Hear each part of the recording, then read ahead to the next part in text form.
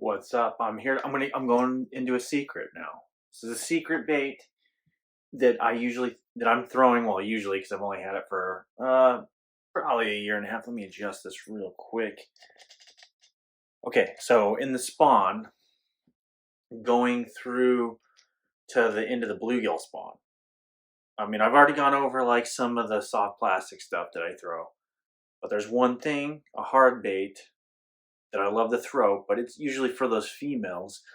And it, like I said, it works good in right when they start getting on the nest, and then through the bluegill spawn. It's a hard bait. It's kind of hard to come by.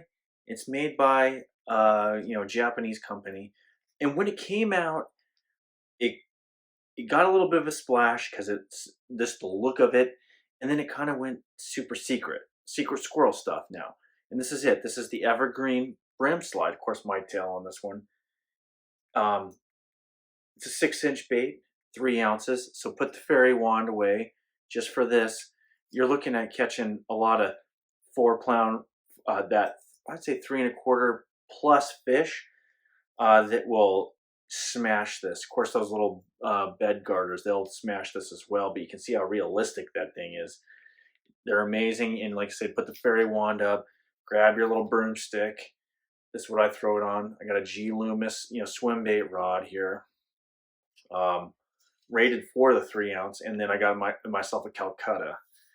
Uh, you, this thing sinks. It's not the great. It's not the greatest glide bait in the world, but the profile and the action you get out of it, and just the detail of it draws some strikes where other baits don't, and some big strikes. And it works really well too when you get in that bluegill spawn. Work that around those big females that are trying to get some weight back on. They will annihilate this thing. Now, like I said, it kind of not the greatest glide bait in the world. It sinks fairly fast. What I'd like to do is actually take these hooks off, as you see here, and I will adjust those hooks. Go maybe just a hair smaller. Take the feathers off because it's already big enough profile. I don't necessarily like those feathers, but I mean, I'll start throwing with them, and then I'll take them off and go to maybe a smaller hook. Especially, see how this back hook's this.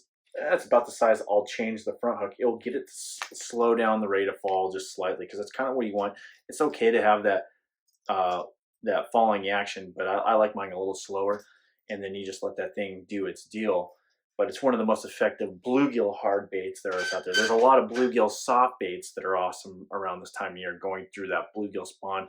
But hard baits are a little harder to come by. You got the bull shooter and some stuff like that. But this one just has the right profile, the right movement, and the right detail.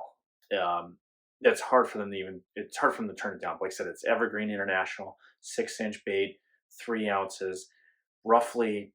You can probably find them anywhere from $50 to $70, depending on where you get them. The hookup tackle usually carries. There's some Japanese lure guys that carry them as well, and I don't know if Tackle Warehouse has them. They may.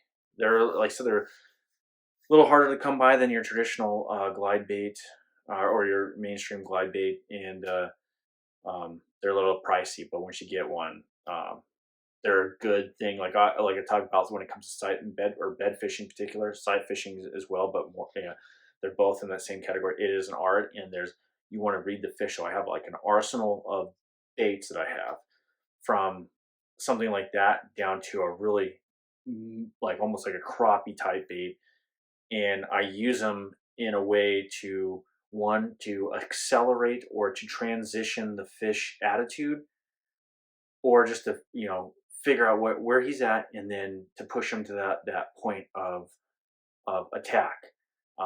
And I've shown you that in a previous video. Maybe we'll go get some bedfish that are really tough to catch, and you can see how I can utilize tools. One, you can either find one of those tools that just like in a wrench on a sock, you find the right one and it just clicks and things just work out great. Or in some sense, I have these arsenal of tools, and I use them in a certain way in order to, once I establish how the mood of the fish is, in order to get him past that point where he will commit to a bait. And it is an art. Um, it's something that is evolving, and it's a lot of read. reading the fish and then making the correct decision. But anyway, well, I'll talk to you later. That's a brim slide. That is my go-to spawning. I'll say just spawning in general, from the bass spawn to the bluegill spawn, hard glide bait. There's others that I use, but that's a big fish bait. Like I'll use some smaller hard baits, just in general if I'm fishing like a tournament or something. But if I'm going after those 4 pound plus fish, that is it. The brim slide, big profile, bluegill, bed raider, strike, getter. It's a good bait. Like, subscribe, talk to you later. Peace.